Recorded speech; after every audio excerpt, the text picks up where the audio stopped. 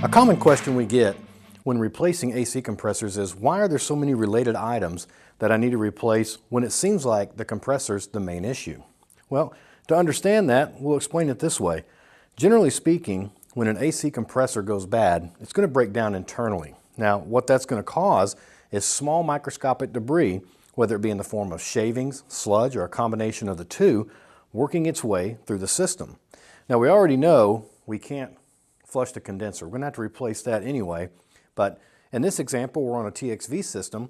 We still have to consider the lines, the dryer, the TXV system itself, and any of those other components that are in line where the refrigerant passes through.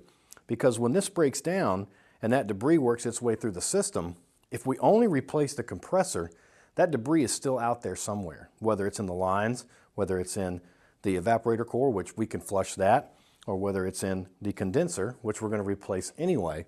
And so we want to make sure that when the new compressor gets put on, we're not allowing that debris that may be in any of these other components to work its way back to the compressor, causing premature failure.